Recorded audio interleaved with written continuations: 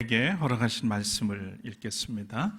창세기 37장 1절에서 4절, 15절부터 24절까지, 그리고 로마서 10장 9절에서 13절까지의 말씀을 읽겠습니다. 먼저 창세기 37장 1절부터 4절, 15절부터 24절입니다. 야곱은 자기 아버지가 몸부쳐 살던 땅, 곧 가나안 땅에서 살았다. 야곱의 역사는 이러하다. 17살 된 소년 요셉이 아버지의 첩들인 빌하와 실바가 낳은 형들과 함께 양을 치는데, 요셉은 형들의 허물을 아버지에게 일러 바치곤 하였다.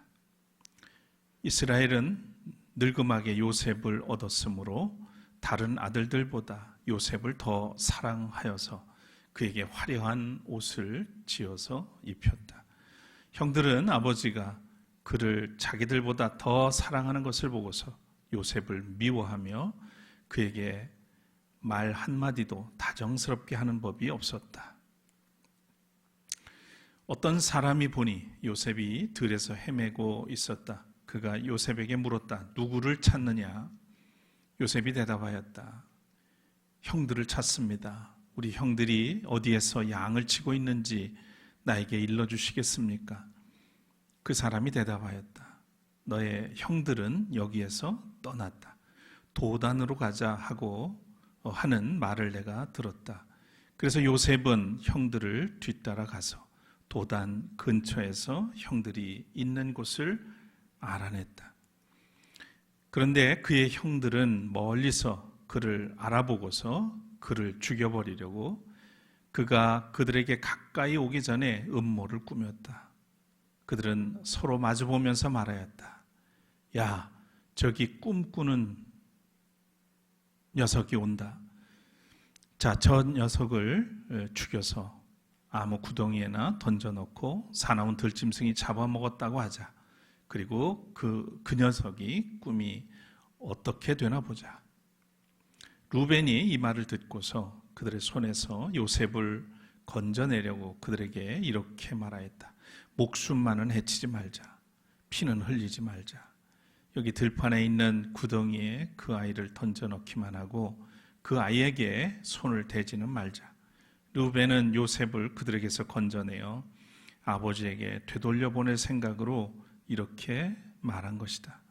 요셉이 형들에게로 오자 그들은 그의 옷, 곧 그가 입은 화려한 옷을 벗기고 그를 들어서 구덩이에 던졌다. 그 구덩이는 비어 있고 그 안에는 물이 없었다. 이어서 로마서 10장 9절부터 13절입니다. 당신이 만일 예수는 주님이라고 입으로 고백하고 하나님께서 그를 죽은 사람들 가운데서 살리신 것을 마음으로 믿으면 구원을 얻을 것입니다. 사람은 마음으로 믿어서 의에 이르고 입으로 고백해서 구원에 이르게 됩니다. 성경은 그를 믿는 사람은 누구나 부끄러움을 당하지 않을 것이다 하고 말합니다. 유대 사람이나 그리스 사람이나 차별이 없습니다.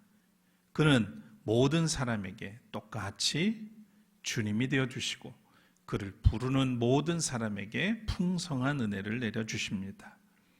주님의 이름을 부르는 사람은 누구든지 구원을 얻을 것입니다. 이는 하나님의 말씀입니다.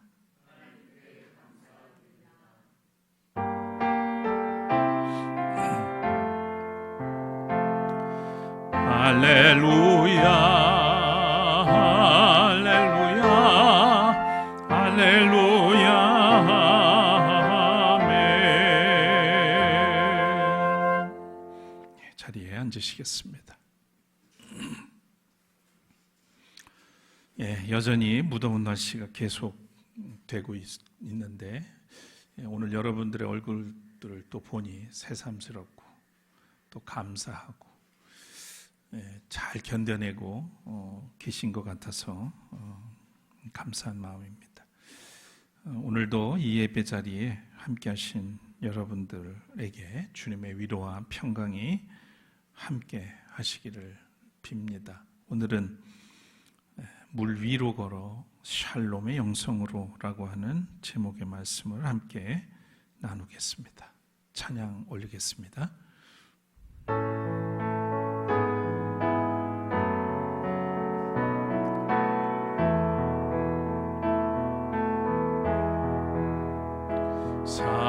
사랑해요 목소리 높여 경배해요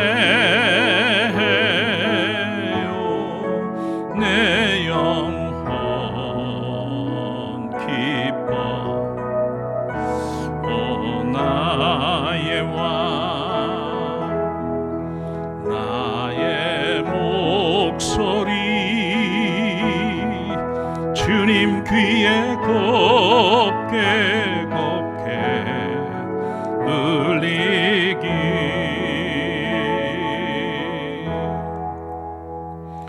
주님 감사합니다.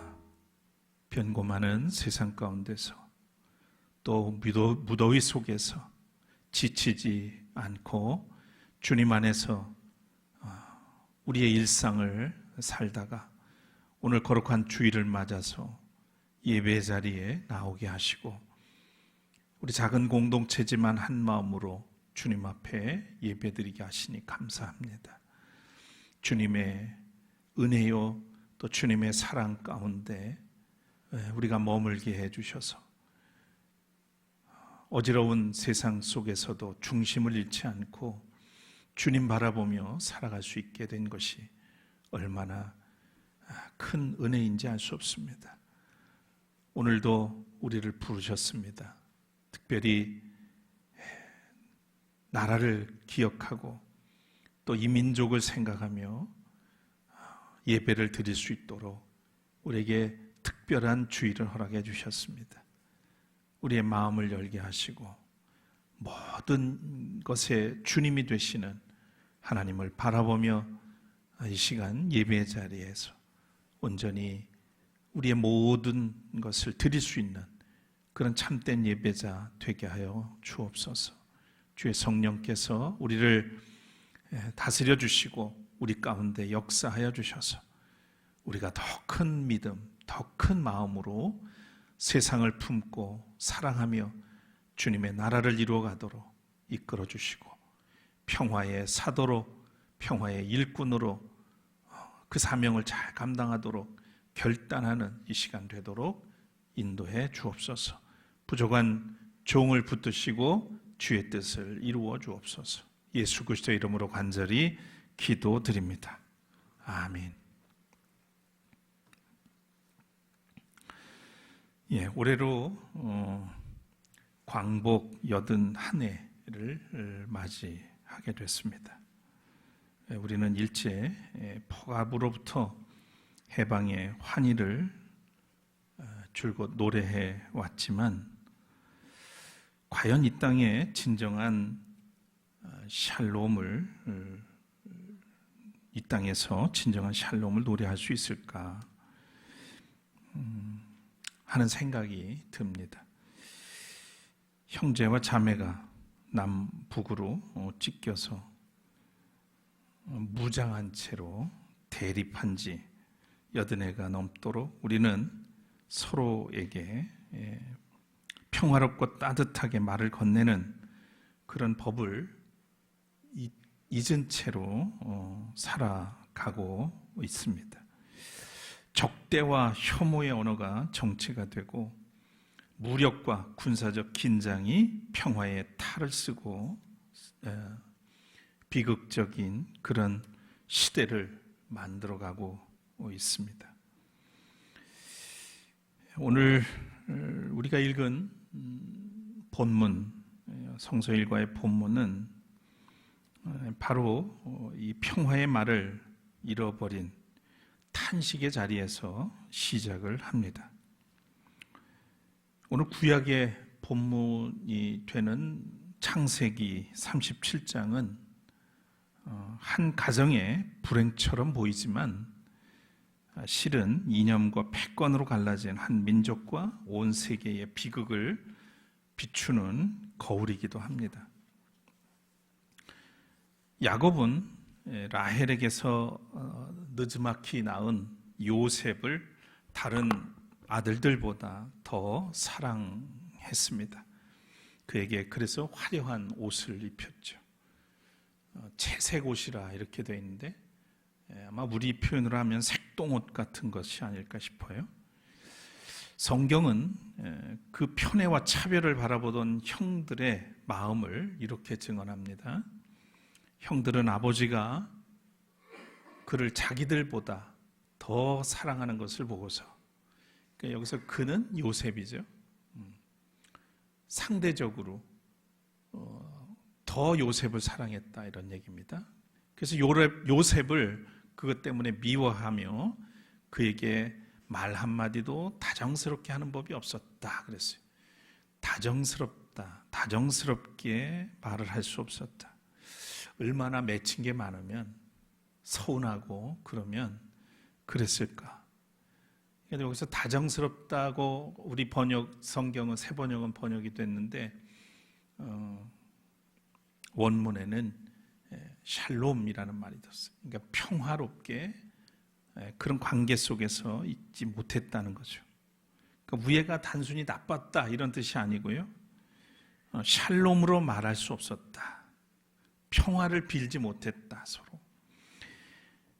그러니까 관계의 온전함, 또 정의로운 평화, 또 서로를 인격적으로 대하는 기본적인 존중 자체가 이미 깨어져 버렸다는 그런 뜻입니다. 샬롬의 언어가 사라진 자리에는 곧바로 폭력의 악마성이 자리를 잡습니다. 우리가 누군가를 비난하고 혐오하는 발언을 서슴없이 할 때 거기에는 폭력이 자연스럽게 내재되게 되고 그로 인해서 관계가 깨질 수밖에 없다는 얘기죠. 아버지의 심부름으로 형들을 찾아온 요셉을 멀리서 이 형제들이 알아보고 죽일 모의를 합니다. 그러면서 이런 얘기를 하죠. 저기 꿈꾸는 녀석이 온다. 저 녀석, 이런 표현을 씁니다. 그게 이제 이 형제들의 관계가 얼마나 문제가 있고 깨졌는지를 보여주는 단적인 얘기죠. 우리 동생 요셉이 아니고 저 녀석이 됐어요. 이름을 불러주지 않습니다. 이름 대신에 이름은 사라지고 결국 관계가 지어져 버렸다는 얘기인 거죠. 그래서 보통 우리 일상에서도 마찬가지인데 이름을 부르기를 거부하는 그 순간이 뭐예요? 관계가 좋으면 이름을 부르죠. 그 존재를 그대로 인정하고 받아들이는 반면에 이름을 부르지 않는다는 얘기는 관계가 지워졌다는 의미입니다. 그러면 거기에 뭐가 남을까요? 증오와 폭력이 여기서부터 시작이 되는 거죠. 나의 형제, 나의 이웃이 아니라 저쪽 사람, 저 집단, 이런 표현을 한단 말이죠. 그러면 남보다도 못한 그런 관계가 됩니다.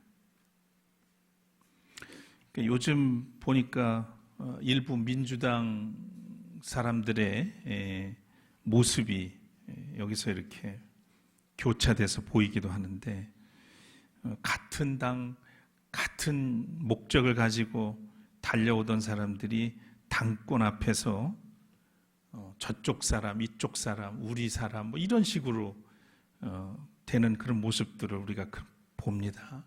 그래서 국민들이 염려하는 거죠. 이거 전당대회 끝나고 잘 하나가 될 수 있을까 걱정들을 합니다. 그러니까 국민들을 대표해서 일하라고 보냈더니 당권 가지고 그러는 모습. 그러니까 나의 동료가 아니고 저 사람, 저쪽 사람 이렇게 되니까 문제가 돼요. 자, 맏형 루벤이 피를 흘리지 말자고 만류를 하죠. 그렇지만 형제들은 동생의 채색 옷을 벗기고 물이 없는 빈 구덩이에 던져 넣습니다. 그러다가 지나가는 이스마엘 상인에게 은 20냥을 받고 팔아 넘깁니다. 요즘 제가 자주 인용하는 이 월터 브루그만은 이 부분에 대해서 이런 얘기를 해요. 창세기의 가족사가 곧 이스라엘 사회사의 투영이다, 이런 얘기를 합니다. 그러니까 한 가정 안에서 일어난 차별과 상처는 훗날 한 민족 안에서 반복될 분열과 폭력의 예고편이라고 하는 거죠. 우리는 구약 성경 전체를 들여다보면 전혀 과장된 표현이 아니라는 걸 알 수 있습니다. 이 통찰은 81년 전 해방을 맞았으나 곧이어서 분단과 전쟁의 참화를 겪은 우리 민족의 역사와 정확히 겹칩니다. 원래 하나였던 형제와 자매가 이념이라고 하는 서로 다른 채색 옷을 입은 채 미움과 두려움 속에서 서로를 향해 적대감을 가지고 지내왔습니다. 그리고 80해가 넘도록 강대국의 패권 논리와 그리고 안보 위협 속에서 우리는 여전히 서로를 향해서 샬롬으로 말하는 법을 되찾지 못하고 있습니다. 그러나 창세기 본문은 우리에게 손쉬운 그런 화해의 결말을 보여주지 않은 채 끝납니다. 참된 화해는 한참 뒤에, 그러니까 창세기 45장쯤 이르러서야 찾아오죠. 그러니까 요셉이 애굽의 총리가 되고, 그리고 형제들이 기근이 들려서 애굽에 구걸하러 왔을 때 비로소 그 화해가 이루어지는 것을 우리는 기억할 겁니다.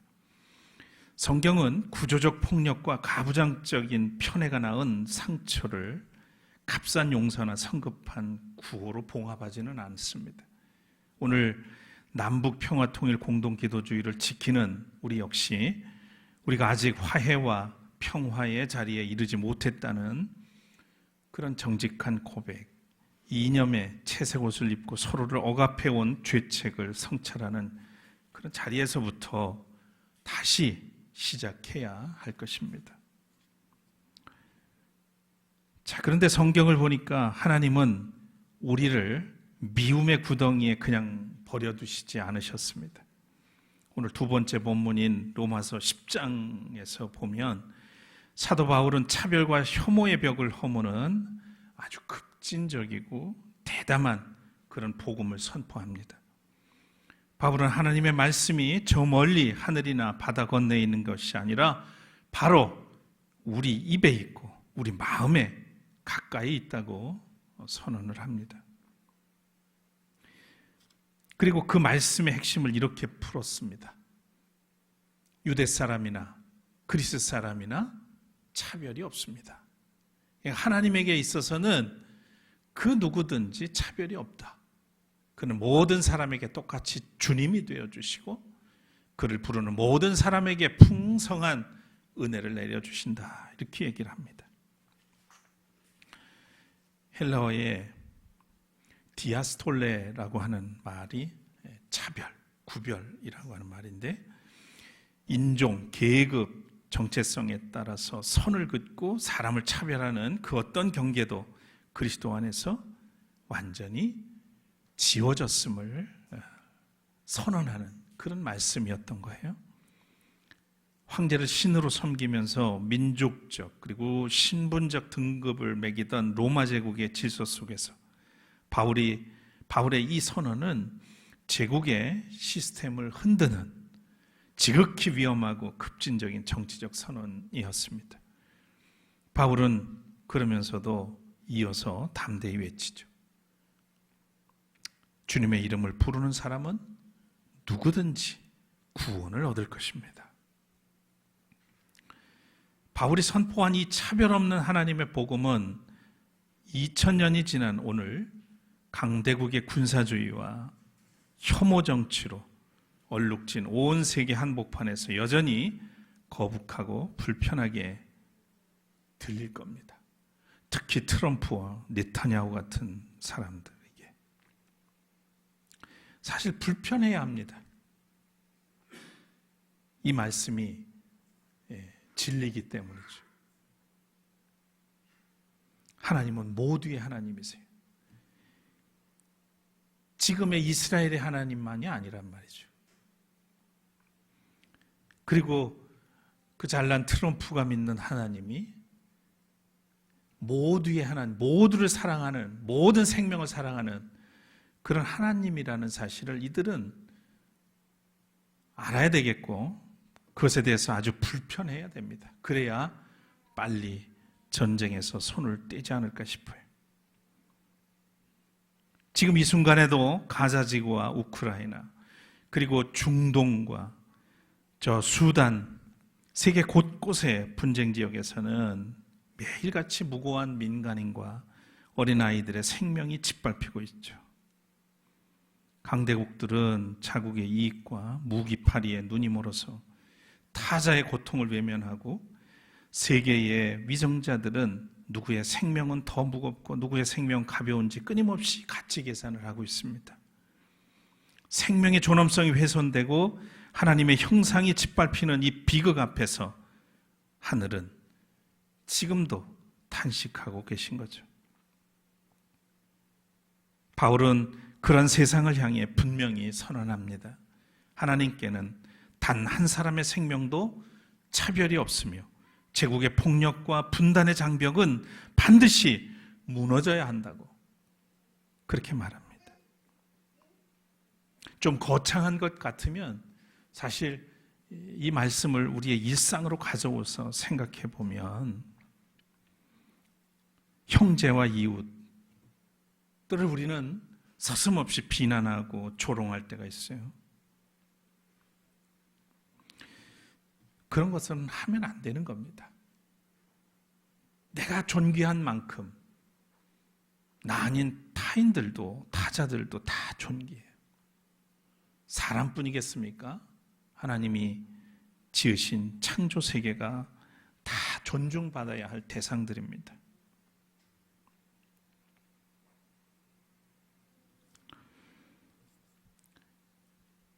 결국 이렇게 누군가를 대상화시키고 목적적 존재가 아닌 객체로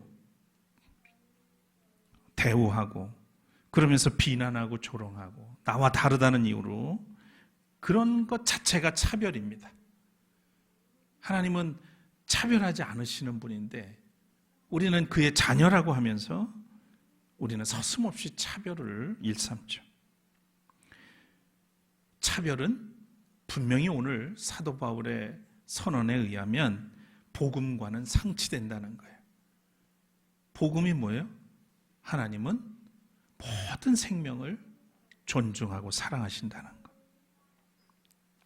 그래서 우리가 일상 속에서도 함부로 누구를 탓하고 조롱하거나 폄하하는 말들을 일삼아서는 안 된다 하는 얘기입니다. 자, 바울은 로마서 10장 14절 15절에서 이런 말을 합니다. 듣지도 못한 분을 어떻게 믿겠습니까? 전해주는 사람이 없으면 어떻게 듣겠습니까? 기쁜 소식을 전하는 이들의 발이 얼마나 아름답습니까? 로마서 10장과 이 말씀은 로마서 10장과 이제 나누게 될 마태복음 14장을 잇는 어쩌면 신학적인 브릿지, 다리와 같은 역할을 하죠. 이 경계 없는 평화의 복음을 전하러 나가는 길은 호젓한 산책길이 아니죠. 그것은 미움과 광풍이 불어대는 사나운 바다, 총성과 혐오가 일렁이는 거센 풍랑주의보 태풍 속으로 발을 내딛는 결단입니다. 오늘 읽지는 않았습니다만 오늘 세 번째 성서일과 본문은 마태복음 14장입니다. 여기에는 그 두려운 바다 한복판으로 우리를 부르시는 주님을 보게 됩니다.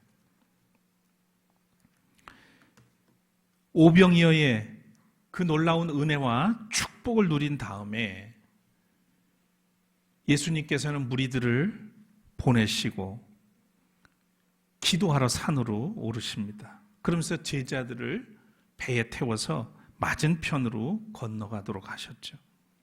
밤이 깊어지고 그런데 배는 육지에서 아직 멀리 떨어진 그 바다 한가운데서 거센 그런 풍랑을 맞게 됩니다. 그러면서 파도에 시달리게 되죠. 새벽 서너 시경, 어둠이 가장 짙은 시각에 예수님께서 바다 위를 걸어서 그 제자들에게 다가오십니다. 고대 세계에서 그리고 문학에서도 바다는 질서가 깨지고 혼돈과 죽음의 세력이 도사리는 공포의 공간입니다. 예수님은 그 죽음과 공포의 수면 위를 짓밟고 풍랑 속에서 신음하는 제자들에게 건너오셨습니다. 제자들은 유령인가 싶어서 공포에 질려서 소리를 칩니다. 그런 제자들을 바라보면서 주님은 안심해라, 나다, 두려워하지 말아라. 그때 베드로가 담대하게, 또 어떤 면에서는 무모하게 보이는 요청을 하죠. 주님이시면 나더러 물 위로 걸어서 주님께로 오라고 명령해 주십시오. 주님은 주저함 없이 한마디로 부르셨습니다. 오너라, 오너라. 베드로는 배에서 내려서 물 위로 걸어서 주님께 나아갑니다. 그렇지만 그 순간 그를 둘러싼 거센 바람을 보자 두려움에 사로잡혀서 물에 빠져 들어가게 되죠. 베드로는 비명처럼 주님 살려주십시오. 예수님은 즉시 손을 내밀어서 그를 붙잡으시면서 말씀합니다. 믿음이 적은 사람아, 왜 의심하느냐? 두 사람이 배에 함께 오르자 바람이 그치고 배 안에 있던 사람들은 예수께 엎드려 고백을 합니다. 선생님은 참으로 하나님의 아들이십니다. 신앙 고백을 합니다. 우리는 흔히 이 본문을 베드로의 약한 믿음을 책망하는 이야기로 읽어오곤 했습니다. 그러나 더 깊은 진실이 있죠. 예수님은 베드로에게 안전한 배 안에 가만히 머물러 있으라고 하지 않으셨습니다. 나를 물 위로 걸어오게 해달라는 베드로에게 오너라 부르셨어요. 위험하니까 가만히 있어라 이렇게 말하지 않으셨어요. 그 험한 파도가 치는데도 불구하고 오너라 불러주셨죠. 그 부르심은 폭풍이 불지 않는 안전한 지대로 피신하는 게 아니잖아요. 폭풍이 몰아치는 그 역사의 한복판으로 세상을 삼키려고 하는 그 혼돈의 바다 위로 당신을 향해 발을 내디디라고 그렇게 부르십니다. 여러분, 오늘 광복 81주년과 남북 평화통일 공동기도주의를 맞이해서 전쟁의 위협과 분단의 광풍이 여전히 거세게 몰아치는 이 세상 속에서 그리스도인은 과연 뭘 해야 합니까? 뭘 해야 할까요? 오늘 세 본문은 우리에게 안전한 종교적 기득권을 버리고 현장으로 나갈 것을 요구합니다. 오늘 본문이 우리에게 주는 메시지를 세 가지로 요약하면, 첫째는 기득권과 침묵의 배를 벗어나는 용기를 내라는 겁니다. 우리가 타고 있는 배는 뭘까요? 어떤 배에 여러분은 지금 타고 있습니까? 전쟁의 위험과 분단의 비극을 외면한 채 나 하나, 내 가족만 무사하면 된다는 안일한 개인주의와 이 기득권의 침묵, 그런 배에 올라 있지는 않은가 한번 생각해 보셨으면 합니다. 존 웨슬리는 사회적 성화에 대해서 많이 설교를 많이 하셨어요. 구원받은 하나님의 은혜를 입은 그리스도인은 자기 구원에만 멈춰 있어서는 안 된다. 갇혀 있어서는 안 된다. 그 배에서 내려와야 된다는 거예요. 그 넓은 바다 위에 한 목판으로 나와야 된다는 거죠. 왜? 거기에는 물에 빠져 있는 영혼들이 있기 때문에, 죽어가는 생명들이 있기 때문입니다. 은혜 받은 신앙은 교회의 울타리, 안전한 배 안에서의 영적 위로에만 머물 수 없다는 얘기입니다. 진정한 거룩함은 세상을 향해서 정의가 파괴되고 이웃이 탄식하는 그런 사회적 상처의 현장을 향해서 걸어 나가야 한다는 그런 말씀입니다. 평화는 무력으로 얻어지는 그런 정복이 아니라 정의와 환대로 이루어지는 하나님의 나라입니다. 우리는 배 안에 머물지 않고 물 위로 걸어 나아가 평화를 외쳐야 하겠습니다. 두 번째로 탄식과 연대의 평화 기도입니다. 베드로가 물에 빠져가면서 외친 주님 살려주십시오 라고 하는 이 간구는 공포에 떨면서 짓는 일, 그런 어떤 절박한 그런 비명이었죠. 그렇지만 주님은 그 불완전하고 흔들리는 부르짖음에 즉시 손을 내밀어서 응답하셨습니다. 오늘 우리가 남북평화통일 공동기도주일로 함께 기도하는 이유가 여기에 있죠. 우리의 기도가 비록 정세의 이 거친 파도 앞에서 무력해 보일지라도, 분단 구조 속에서 고통받는 북녘의 형제 자매들, 고향을 잃은 이산 가족들, 생존의 경계에 서 있는 탈북 이웃들, 그리고 온 세계의 분쟁으로 눈물 흘리는 이들과 연대하며 부르짖어야 하는 것입니다. 미움의 장벽을 허물어 달라고, 이 땅의 전쟁의 총성이 다시는 울리지 않게 해달라고 탄식하며 기도하는 것이 평화의 사람들에게 맡겨진 사명인 겁니다. 제가 최근에 용문산 기도원을 갔더니 거기에도 구국재단이 있더라고요. 구국기도재단.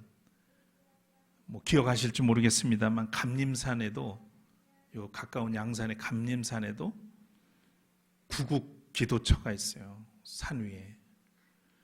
그러니까 오늘 이만큼 그나마 우리가 평화를 누리며 살 수 있는 것은 어쩌면 그 험한 곳에서도, 그 불편한 그곳에서 이 나라와 민족을 위해서 기도했던 우리 선배 신앙인 선배들의, 신앙 선배들의 그런 기도가 있기 때문이 아니었을까. 그 은혜를 우리가 잊고 살고 있다면 우리도 우리의 후손들을 위해서, 우리의 자녀들을 위해서 어떻게 하면 더 잘 먹고 잘 살 건가만 위해서 기도할 것이 아니고, 이 나라와 민족 그리고 세계 평화를 위해서 더 헌신적으로 기도하고, 서로 연대하고, 가슴을 매 아픔을 품고 눈물 어린 기도를 해야 되는 거 아니냐, 그런 생각을 그 기도처를 보면서 하게 됩니다. 세 번째로, 이제는 혐오를 넘어서 환대의 손을 내미는 그런 실천이 우리에게 있어야 되겠습니다. 예수님은 베드로가 완전히 물속으로 수장되기 전에 즉시 손을 내밀어서 그를 붙잡아 올려주셨습니다. 오늘 교회의 사명은 세상의 가장자리에서 빠져나가는 이들을 향해서 뻗치는 예수 그리스도의 손이 되어야 합니다. 창세기 37장의 형들은, 요셉의 형들은 동생을 은 20냥에 팔아넘기는 그런 손이었습니다. 그러나 마태복음 14장의 예수님은 죽음과 공포의 바다에서 생명을 건져 올리는 손이었음을 우리는 기억해야 하겠습니다. 이제 우리가 스스로에게 묻고 생각해야 할 시간입니다.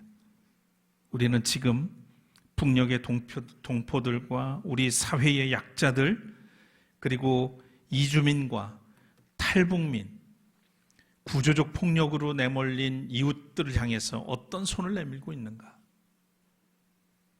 팔아넘기고 배척하는 손인가? 아니면 그들을 붙잡아서 연대하는 그런 환대의 손인가? 여러분, 실천은 거창한 데 있지 않습니다. 우리의 일상에서 적대와 편가르기의 언어를 버리고 샬롬의 언어를 사용하는 것, 또 탈북 이웃과 사회적 소외 계층의 인권을 위해서 연대하는 것, 그리고 평화를 위한 작은 그런 행동에 동참하는 것, 그것이 바로 우리가 거친 바다 위로 첫 발을 내딛는 구체적인 삶의 행동일 것입니다. 아마 작게는 부부 사이에서, 그리고 가족들 간에도 좀 다정한 언어들을 많이 쓰면 좋겠습니다. 다정한 언어. 질책하고 꾸짖고 항변하고, 그러니까 그런 환경 속에서 자란 사람들이 어찌 나가서 밖에서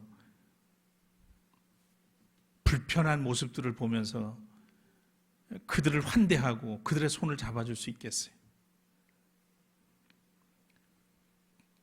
가정에서부터 좀 더 평화롭고 좀 더 다정한 언어들을 좀 많이 쓰면 좋겠어요. 이게 나이가 들수록 가만히 이렇게 보니까 뭔 그렇게 말이 많고 자꾸만 비난하는 소리들을 많이 하고, 물론 만족하지 못하기 때문에 그렇겠죠. 그럼 혼자만 그러냐고. 다 상대적인 것인데 조금 부족한 게 보여도 이왕 하는 말 다정하게, 그래야 거기서부터 거친 말을 벗어나서 좀 더 평화로운 그런 관계와 그런 세상을 함께 만들어갈 수 있는 겁니다. 사랑하는 여러분, 오늘 선포된 성경의 말씀은 우리에게 소망을 선언해 줍니다. 혼돈과 죽음의 바다 위로 이미 주님께서 평화의 왕으로 걸어오고 계십니다. 그리고 오늘 우리를 향해서 명령하십니다. 배 밖으로 나오라. 물 위로 나에게 오너라. 주님은 부르짖는 우리의 손을 결코 놓지 않는다는 사실을 기억하시기를 바랍니다. 광복 81해, 우리는 아직 다 이루지 못한 완전한 샬롬의 세계를 바라봅니다. 손에 손을 잡고 혐오의 배에서 내려서 평화의 바다 위로 담대하게 한 걸음을 내딛고 나아가는, 주님을 향해 나아가는 우리야 되었으면 합니다. 주님께서 우리의 손을 잡으시고 마침내 이 땅에 차별 없는 평화의 나라를 완성하실 겁니다. 험한 세상에서 평화를 위해서 일하는 주님의 일꾼이 되어서 샬롬을 완성하는 그리스도인들 되시기를 주의 이름으로 축원합니다. 거듭의 기도 드리겠습니다.